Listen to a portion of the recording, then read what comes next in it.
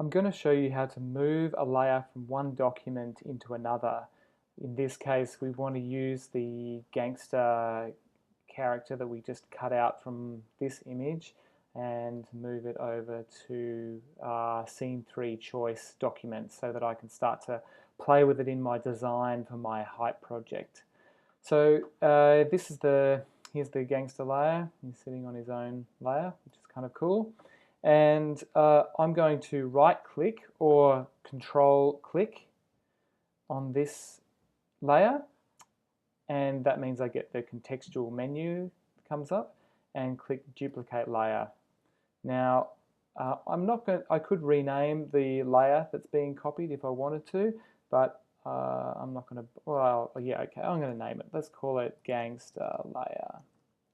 And I'm going to move it. Where do I want to move it? To a new document perhaps, or maybe I want to move it to scene3 choice.psd, which I've already got open. So let's select that and I'll go OK.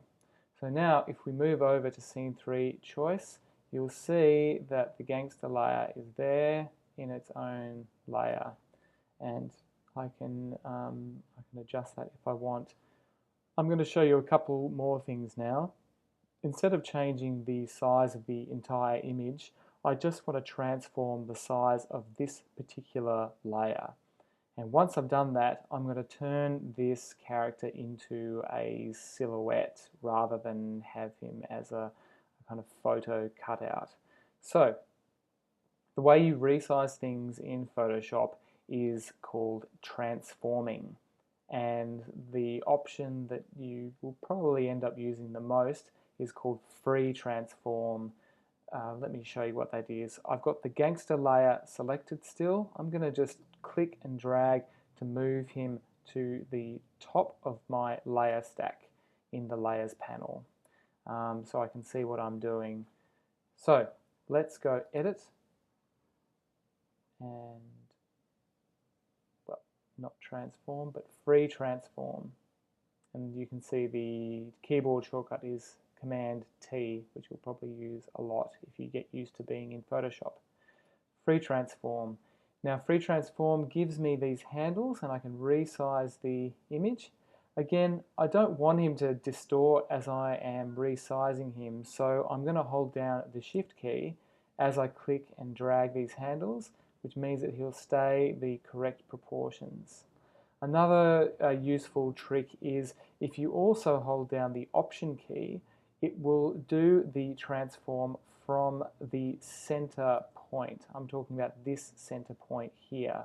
So let's hold down the Shift key and the Option key and continue to transform, and you'll see it transforms around that central point.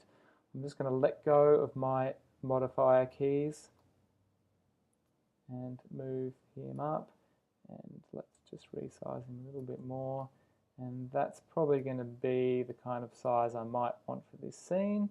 And to confirm the transformation, I hit return, and there we are. Here's a different size, which is really useful.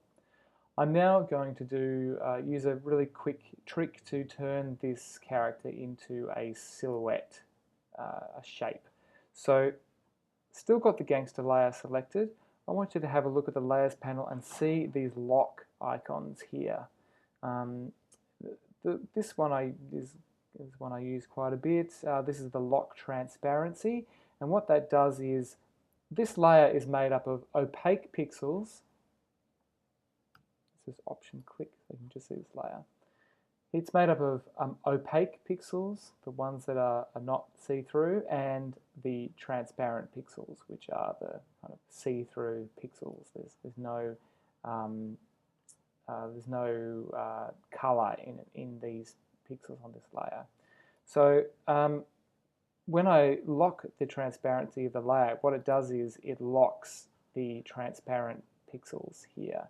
So if I take the paintbrush tool and I've got a nice red color selected, I can double click this. Maybe I'll change it to an orange color. So I just double clicked the foreground color here, and I'll just move this slider so I can get into the kind of orange range, and I'll pick this orange over here and click OK. And I've got the paintbrush tool selected. I'm going to use those square brackets which I used for the quick selection tool to change the brush size. So remember, the left square bracket reduces the size, the right square bracket increases the size. And I'm just going to start painting on this layer. And because I've got the transparency locked on the layer at the moment, it will only paint the opaque pixels. Okay, so I'm going to switch back to my Move tool, and I'm going to option click this layer. Hopefully it will reveal all the layers. Terrific. And I'm going to unlock the transparent pixels, and you'll see that I've got a nice silhouette there that I can use in my project.